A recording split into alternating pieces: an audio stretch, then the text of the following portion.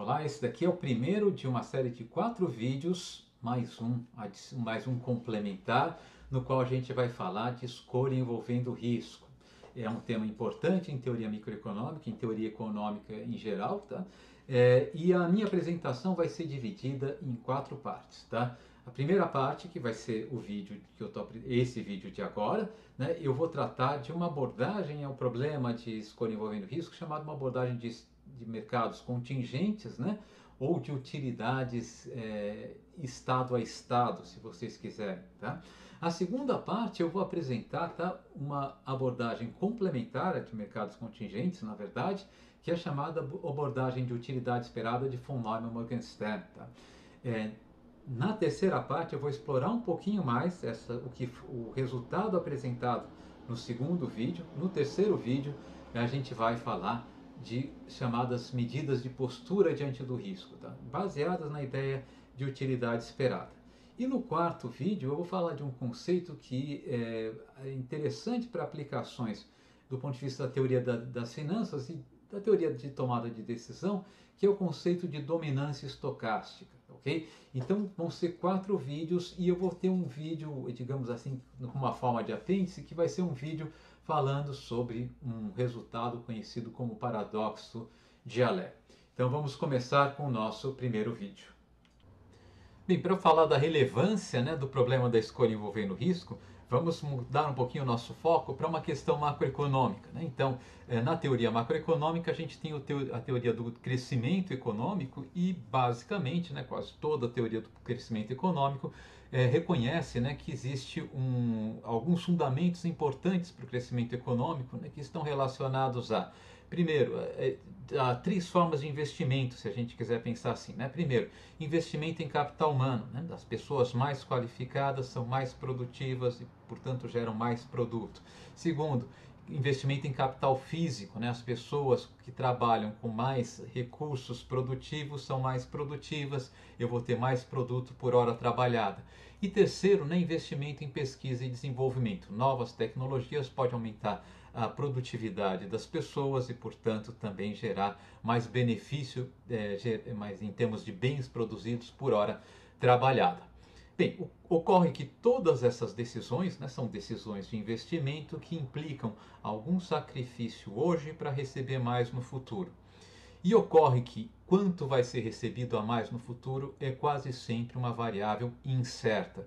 Ela é incerta por quê? Porque o resultado da minha decisão de investimento hoje depende de uma série de fatores que eu não consigo prever, né? Tais como condições climáticas no futuro, condições políticas no nosso país, se vai haver uma guerra no exterior e assim por diante. Então tem uma série de fatores que são de difíceis previsão. Pergunta que a gente pode se fazer, né, é de duas montas aqui, né, de duas ordens, né? A primeira, de que maneira, tá, isso afeta a escolha dos nossos agentes, né? De que maneira a escolha dos nossos agentes, né, é afetada pelo fato de que o resultado dessa escolha envolve algum tipo de risco, né? E a segunda pergunta é o seguinte, né? Quando a gente falou do nosso modelo de equilíbrio geral, a gente falou, olha, nós temos uma estrutura de mercado, que é de mercados concorrenciais. No contexto do modelo de equilíbrio geral que a gente analisou, a gente viu o mercado, pelo primeiro teorema de bem-estar social, ele gera um equilíbrio que é eficiente. Eficiência é uma propriedade desejável, né, das alocações econômicas, então o mercado ele tem uma característica, né, desejável, né? Além disso, tem o segundo teorema do bem-estar social, que diz que, sob certas condições, quais sejam, né, as preferências sejam convexas, as funções de produções sejam côncavas, toda alocação eficiente pode ser atingida via um mecanismo de mercado. Então, esses 2 teoremas indicam que, olha, a gente pode confiar nas economias de mercado como um bom mecanismo, né, para alocar a produção econômica. Agora, quando eu coloco o risco, isso daí se mantém. Então, a pergunta, o mercado é um mecanismo eficiente para lidar com situações de risco? E nós vamos responder, tá, as 2 perguntas não integralmente. Tá? A segunda pergunta é que a gente vai atacar primeiro, tá, e que nós vamos falar da abordagem de Errol Debré. Nessa abordagem, eles tentam mostrar como, tá, o problema da escolha envolvendo risco pode ser incluído, né, numa abordagem de equilíbrio geral, e as conclusões gerais da nossa abordagem de equilíbrio geral continuam válidas. Tá? Nessa abordagem, a gente não faz a teoria de como os agentes reagem, né, à situação de risco. A gente só supõe que eles, de alguma maneira, eles são capazes de avaliar, tá, um problema envolvendo risco e tomar uma decisão adequada. A primeira pergunta, que é como os agentes lidam com situação de risco efetivamente, como a gente pode modelar isso, a gente vai abordar, tá, usando a chamada teoria de utilidade esperada de von Neumann-Morgenstern, tá, que é a teoria mais usada em teoria econômica hoje, tá, é a abordagem mais usada em teoria econômica hoje, embora ela seja passível de crítica. Uma crítica importante, né, vem da economia comportamental, né, o pessoal de behavior. Eles argumentam, tá, que a teoria da utilidade esperada de von Neumann-Morgenstern não é adequada para descrever o comportamento dos agentes e tentam fazer, né, uma nova teoria de escolha envolvendo risco. Mas eu não vou abordar, tá, a escolha envolvendo risco do ponto de vista comportamental, não está no contexto desse curso. Bom, então vamos iniciar falando do tema de mercados contingentes. Nas economias reais, efetivamente, as pessoas têm mecanismos para gerenciar seus riscos, né? E esses mecanismos muitas vezes são mecanismos de mercado, né? O mercado oferece produtos, digamos assim, nos quais é possível, né, para as pessoas se protegerem de determinados riscos, fazerem ganho usando outros riscos e assim por diante. Um exemplo claro disso é o mercado de seguros, né? O mercado de seguros é um mercado que existe efetivamente, né, como uma provisão de proteção contra riscos aos quais nós estamos usualmente expostos, né? No mercado de seguros, há um contrato no qual uma das partes, a seguradora, se compromete a entregar um valor para a outra parte, o segurado, caso um determinado evento, chamado sinistro, ocorra, né? Então, no seguro de contra roubo de automóvel, o sinistro é o roubo de automóvel. E a seguradora diz o seguinte: você fazendo seguro comigo, eu vou pagar para você uma indenização pela perda do seu automóvel. Bom, vamos definir alguns conceitos para a gente deixar essa ideia de mercado contingente um pouquinho mais concreta. O primeiro conceito que eu gostaria de introduzir é o conceito de estado de natureza. Quando a gente pensa no nosso modelo de equilíbrio geral, né, que a gente viu agora há pouco, nesse modelo a gente pensa em diversos mercados para diversos bens e serviços, né? Uma mercadoria, que é o que é negociado em cada um desses mercados, usualmente ela vai ser definida por três atributos, e agora eu vou colocar mais um, né? Os primeiros atributos são as descrições físicas dessa mercadoria, né, como bem ou serviço, né? O que ela faz, como que ela funciona, coisas desse tipo, né? O segundo atributo é a localidade em que essa mercadoria estará disponível, né? Então, 1 quilo de arroz em São Paulo é diferente de 1 quilo de arroz em Ribeirão Preto, por exemplo, né? O terceiro argumento é a data na qual essa mercadoria estará disponível, né? As pessoas Existem, por exemplo, mercados futuros em que as pessoas negociam bens no futuro. É diferente eu comprar uma tonelada de trigo a ser entregue daqui a um ano do que eu comprar uma tonelada de trigo agora. Economicamente, né, uma tonelada de trigo daqui a um ano é uma mercadoria diferente de uma tonelada de trigo agora. Bom, tudo isso estava implicitamente contemplado nas mercadorias do nosso modelo de equilíbrio geral. Agora vamos introduzir mais uma dimensão que eu vou argumentar que pode também ser contemplada nisso, que são os chamados estados de natureza. O que acontece? Algumas transações que são feitas, elas vão ter consequências que a gente não sabe, que a gente desconhece. Por quê? Porque elas dependem de eventos que estão por ocorrer e que são não previsíveis com 100% de certeza. São eventos incertos. Para descrever essa incerteza, a gente pode dizer que o mundo futuro, né, ele é um conjunto de possíveis mundos, né? Cada um desses possíveis mundos é um estado de natureza. Para simplificar, vamos imaginar, tá, uma economia com apenas 2 períodos, né? E vamos abstrair, né, de que essa economia pode ter diversas localidades. Vamos pensar uma economia com apenas Eu falei dois, não, apenas um período e uma localidade, tá?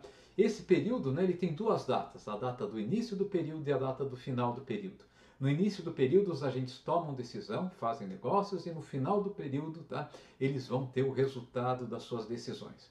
O problema é que o resultado das decisões no final do período depende do que vai acontecer nesse mundo e que está fora do controle dos agentes e que não é perfeitamente previsível. Por exemplo, pode depender das condições climáticas, pode depender das condições políticas, enfim, se vai haver guerra no Oriente Médio e de uma série de coisas que podem afetar, né, os resultados de, por exemplo, uma transação na qual eu me comprometi a entregar 1 tonelada de trigo para uma pessoa daqui a um ano, né, no próximo período, ao final do período. Né? Então, para deixar a coisa mais simples ainda, né, embora abstrata, imagine um mundo que no nosso mundo, tá, de apenas um período, o que vai acontecer ao final do nosso período depende, tá, de apenas uma coisa. Tá? E essa coisa vai ser o resultado de 2 lançamentos de moeda. Né? Então esse mundo é regido por algum deus exótico, né? Que ele sorteia o que vai acontecer com as criaturas dele, né? Lançando moeda. Tá? E as criaturas sabem disso, elas conhecem até esse modelo. Tá? E ele lança essa moeda 2 vezes. Tá? E os eventos possíveis, né? Os resultados possíveis desses 2 lançamentos seguidos de moeda são os seguintes. Tá? Primeiro, as 2 moedas podem dar cara, né? Estou notando por cara a cara, tá? Segundo, no primeiro lançamento pode dar cara, no segundo coroa, né? Terceiro, no primeiro lançamento pode dar coroa, no segundo cara. Vocês devem ter notado que eu estou notando, né, o evento em que ocorre o lançamento coroa com R, né? E no quarto possível resultado, né, desse experimento que esse Deus está conduzindo, tá? O lançamento da moeda vai dar coroa 2 vezes. Então esse é o nosso mundo, né? Ok? Por hora não importa muito quais são as consequências de cara a cara, cara coroa e assim por diante. Mas as coisas dependem do que vai acontecer, tá? Se vai ser cara a cara, coroa cara coroa, coroa cara ou coroa coroa, tá? A gente vai dizer que cada uma dessa combinação, né, de eventos possíveis são os nossos estados de natureza. Então nesse mundo aqui eu tenho 4 estados de natureza. Né? Os estados de natureza, numa linguagem mais estatística, são os resultados possíveis de um experimento. Né? E um evento, tá? De fato, usando a linguagem estatística, né, é um conjunto de possíveis resultados. Né? E a gente diz que um evento ocorre quando o resultado efetivo de um experimento está contido nesse evento. Né? Então, por exemplo, imagine no nosso mundo, né, de 2 lançamentos de moeda, que um evento seja o primeiro lançamento da cara. Tá? O primeiro lançamento da cara, ele é um evento que pode ocorrer em 2 estados de natureza, né? No estado em que o primeiro lançamento dá cara e o segundo dá coroa, e no estado em que o primeiro e o segundo lançamento dão caras, né? Nos 2 casos, o primeiro lançamento dá cara, tá? Então, isso aqui pode ser um evento, né? Um outro evento, tá? Pode ser descrito da seguinte maneira: é o evento no qual o segundo lançamento é diferente do primeiro lançamento, né? No nosso mundo, né, esse evento contém 2 estados de natureza. O estado de natureza no qual o primeiro lançamento dá cara e o segundo coroa, e o estado de natureza no qual o primeiro lançamento dá coroa e o segundo dá cara. Né? Esses são possíveis exemplos de eventos. Né? Bom, o que a gente vai chamar de um mercado contingente, né, e de uma mercadoria contingente? Tá?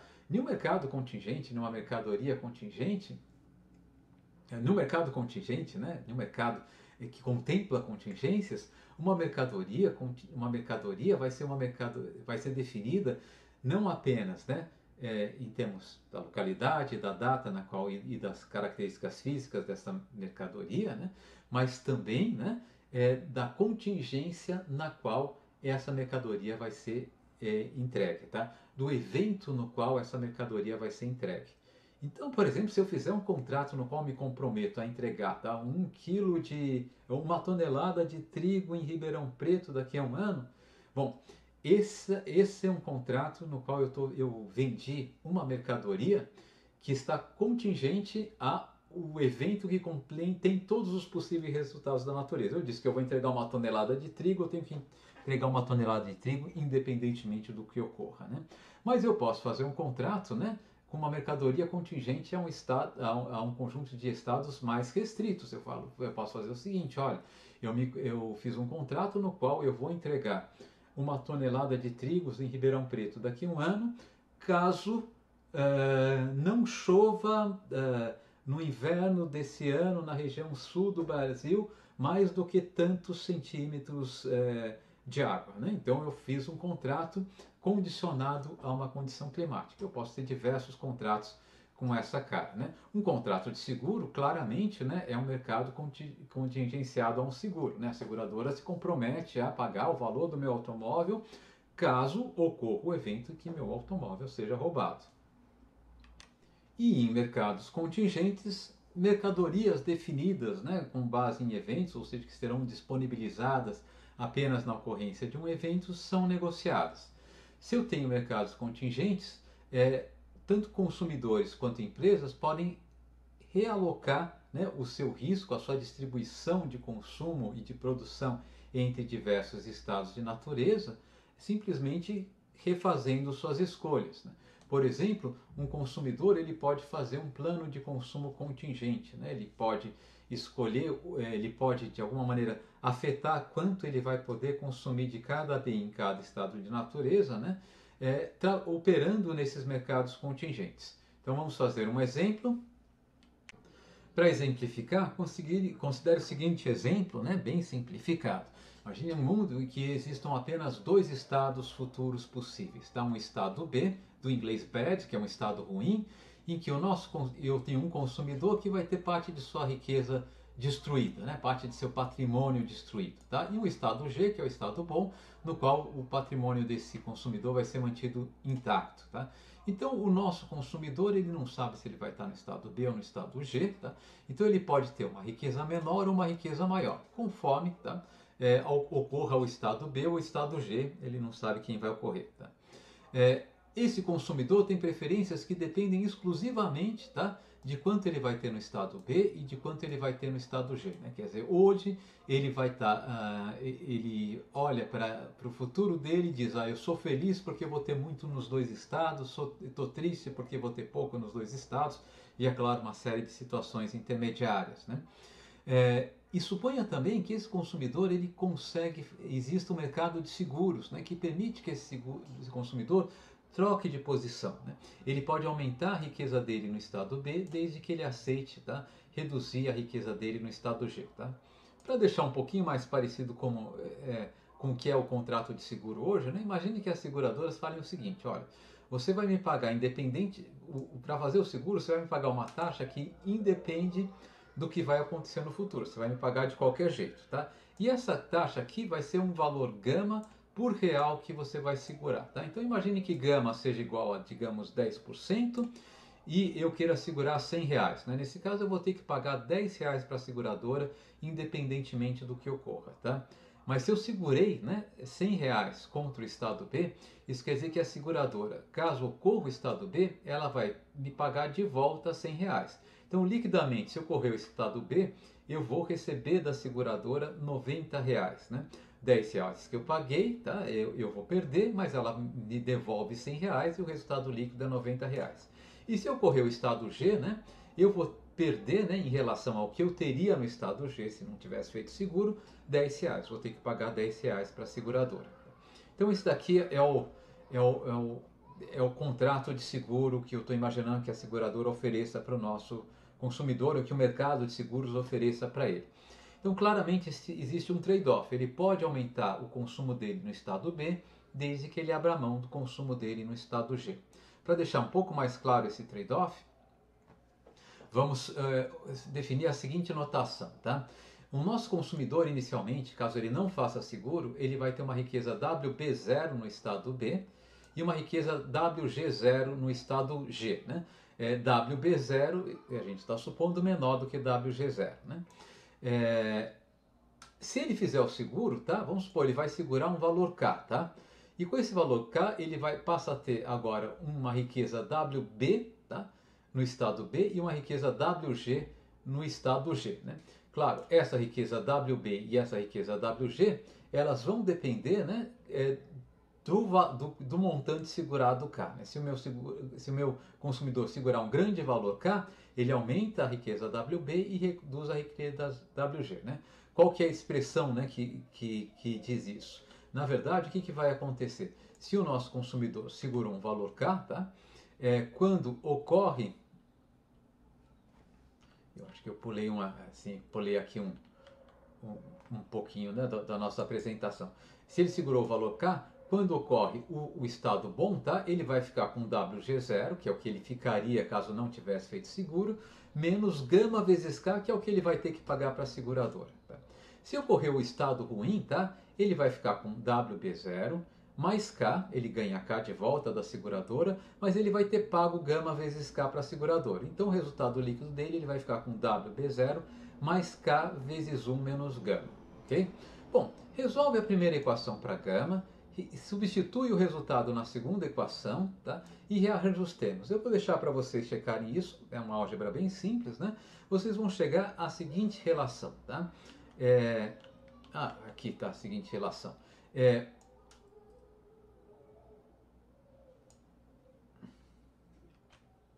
essa relação aqui, né? WG, tá? O que eu vou ter de riqueza no estado bom no futuro, mais gama sobre 1 menos gama vezes o que eu vou ter de riqueza no estado ruim, vai ser igual ao WG0, o que eu teria no estado bom, caso eu não fizesse seguro, mais gama sobre 1 menos gama vezes WB0, que é o que eu teria de riqueza no estado ruim, caso eu não fizesse seguro. Tá? Bom, chama esse valor aqui, esse gama sobre 1 menos gama, vamos chamar isso daqui de P. Isso aqui também de P. Tá? Isso aqui deve estar parecendo algo que vocês já estão acostumados, né? Se WG e WB são bens, né, de fato são bens contingentes. É minha riqueza no estado bom, minha riqueza no estado ruim. Né? Se WB e WG são bens, tá? Se eu assumir que o preço de WG é 1, ou WG de fato é a unidade de conta dessa economia, tá? Eu posso pensar, bom, então parece que P aqui é o preço da minha riqueza no estado bom. Gama sobre 1 menos gama é quanto eu tenho que abrir mão da minha riqueza no estado bom, perdão, desculpe, eu troquei aqui, né? P seria o preço da minha riqueza no estado ruim, em unidades de riqueza no estado bom, né? Então, gama sobre 1 menos gama significa o quê? Quanto eu tenho que abrir mão do meu consumo no estado bom para ter uma unidade a mais de riqueza de consumo no estado ruim, tá? Do lado direito dessa equação, eu tenho o valor da cesta de bens contingentes, no caso aqui do plano de consumo que eu comprei da seguradora. E do lado direito eu tenho o valor do meu plano de consumo inicial, como se fosse minha dotação inicial. Eu começo com WG0, WB0. A seguradora oferece um preço que diz o seguinte, olha, para cada real que você quiser segurar segurar em WB0, tá? Você vai pagar liquidamente um preço que é gama sobre 1 menos gama, né? O preço bruto era gama, né? Mas como eu vou ter que pagar esse valor, caso ocorra ou não sinistro, a gente precisa fazer essa correção que a gente fez aqui em cima, né? E o preço líquido é isso aqui. Eu abro mão, para cada real que eu ganho no estado ruim, tá? Eu abro mão de gama sobre 1 menos gama reais no estado bom. Tá? Então, isso daqui, do lado direito, eu tenho o valor do meu consumo contingente inicial, a gente vai chamar isso aqui da dotação inicial desse consumidor, tá? Avaliado, né, ao preço do mercado de seguro, né, considerando a unidade de conta, o numerário dessa economia, o valor da minha riqueza no estado bom. Né? Okay? E do lado esquerdo eu tenho, tá, o valor do plano de consumo que eu posso adquirir, tá, dada essa condição oferecida pela seguradora. Do ponto de vista gráfico, né, isso aqui pode ser ilustrado como se segue. Tá? Eu tenho um plano cartesiano, posso medir no eixo horizontal, tá, quanto eu estou consumindo no estado ruim, no eixo vertical quanto eu estou consumindo no estado bom, tá? E aqui eu tenho minha dotação inicial, né? O que a seguradora fala? Olha, para cada unidade que você quiser a mais no estado ruim, você tem que abrir mão de gama sobre 1 menos gama reais de riqueza no estado bom. Tá? Isso quer dizer que eu posso operar sobre qualquer ponto sobre essa linha reta, né? De fato, quando eu vier aqui à esquerda, eu estaria operando como um segurador, né? Mas vamos supor que nesse mercado eu possa fazer isso. É um mercado que funciona muito bem, não tem custo de transação. Então eu posso tanto comprar seguro quanto se eu quiser vender seguro, tá? Então isso daqui seria a linha de restrição, uma linha de restrição do nosso consumidor, e ele pode negociar com as seguradoras, né, ou vender seguro para se posicionar em qualquer ponto sobre essa linha de restrição orçamentária. Agora imagine que o nosso consumidor ele tenha preferências bem comportadas, completas, transitivas, eu vou supor convexa graficamente aqui, mas vamos supor contínuas, completas e transitivas, tá? Sobre esse espaço, né? Sobre todos os planos de consumo contingente. Ele consegue ordenar esses planos de consumo contingentes, tá? Vamos desenhar então um mapa de curvas de indiferença do nosso consumidor. O que acontece? O nosso consumidor pode ficar em qualquer ponto sobre essa curva de contrato aqui, tá? Eventualmente ele pode jogar fora a sua riqueza e ficar abaixo dessa curva. Eu falei curva de contrato, falei errado, né? Sobre essa curva que a gente pode pensar, essa curva de restrição orçamentária com a qual ele se encontra, tá? Ele pode evidentemente ficar em qualquer ponto abaixo dessa curva de restrição orçamentária, desde que ele desperdice parte de sua riqueza no futuro, mas ele não pode se localizar, né, acima e à direita dessa linha de restrição orçamentária. Se ele tiver preferências bem definidas, né, completas, transitivas e contínuas, tá? Em relação a esse espaço, né, de consumos contingentes, eu posso desenhar um mapa de curva de indiferenças desse consumidor, e esse consumidor vai escolher, é claro, né, o ponto sobre a linha de restrição orçamentária dele que corresponde à curva de indiferença mais elevada, que ainda tem ponto em comum com essa linha de restrição orçamentária. Por isso, nesse nosso exemplo aqui, vai ser esse ponto, né, WGB estrela, WG estrela. Bom, isso significa, portanto, que nesse mundo, tá, em que eu defini uma mercadoria para cada evento atômico, quer dizer, eu defini aqui uma mercadoria para cada estado de natureza, né? Nesse mundo aqui, o nosso consumidor ele consegue, se houver mercados, né, contingenciados a mercados de natureza, ou seja, se houver, né, mercados para essas mercadorias condicionadas a estados de natureza, tá? Nesse mundo o nosso consumidor ele pode negociar o risco dele para ficar, né, em um plano de consumo que vai ser o mais preferido deles, levando em consideração a situação de risco envolvida. Tá? O que vai acontecer? Eu não vou entrar no detalhe, mas para as empresas, tá? As empresas elas podem comprar e vender bens contingentes, tá? Se tiver preços para todas as mercadorias condicionadas a estados de natureza, essas empresas elas vão fazer os planos de produção delas de modo a maximizar o lucro delas, e elas não vão ter elas não vão ter que fazer nenhuma conta envolvendo risco, uma vez que esses mercados com preços, né, em todos esses mercados contingentes, vão dar informação relevante para elas. Todavia, os nossos consumidores, sim, eles estão implicitamente fazendo uma conta envolvendo risco. Essas preferências, essas curvas de indiferença, né, entre os dois estados de natureza para o nosso consumidor aqui, elas certamente são afetadas, né, pela probabilidade que o nosso consumidor atribui à ocorrência do estado de natureza ruim, WB. Tá? Se essa probabilidade for muito elevada, né, ele vai estar disposto a abrir mão de quantidades maiores, né, de reais no estado bom para ter mais no estado ruim, né, possivelmente. Né? Se a probabilidade de ocorrência no estado de natureza ruim for muito baixa, tá, ele vai estar disposto a abrir mão de pequenas quantidades no estado de natureza bom para ter um real a mais no estado de natureza ruim. Ou seja, a inclinação dessas curvas de indiferença, a taxa marginal de substituição, ela é seguramente afetada, né, pela probabilidade que o nosso consumidor atribui, né, à ocorrência do estado bom ou do estado ruim. Bom, levando, né, essa apresentação que a gente fez em consideração, né, e formalizando um pouco mais, eu não vou me estender mais do que isso, tá? Dois economistas, prêmios Nobel de Economia, né, muito em função do trabalho que eles fizeram envolvendo trabalhos relativos a equilíbrio geral, tá? Especialmente o Debreu é um economista que ganhou, né, o prêmio Nobel muito em função da contribuição dele para a abordagem de equilíbrio geral e por trazer novos instrumentos, um instrumental matemático para análise econômica, tá? E o Kenneth Arrow é um economista que ganhou o prêmio Nobel, enfim, por diversas contribuições. Ele tem uma contribuição muito importante em análise de bem-estar social, e os dois têm uma contribuição muito importante, né, em tratamento de escolha envolvendo risco, né? E o que eles falaram? Tá? Um resultado importante deles é o seguinte: olha, se eu definir, tá, uma mercadoria, tá, como um bem condicionado à data em que ele vai ser entregue, à localidade em que ele vai ser entregue e ao evento de natureza, né, ao estado de natureza no qual ele vai estar disponível, e se houver mercado para todas essas mercadorias, tá, e se esse número de eventos, estados de natureza possíveis é um número finito, tá, então eu posso definir as mercadorias dessa maneira, havendo mercado para todas essas mercadorias, tá, eu posso modelar, tá, esses mercados exatamente como a gente modelou os mercados no nosso contexto de um equilíbrio, de um modelo de equilíbrio geral.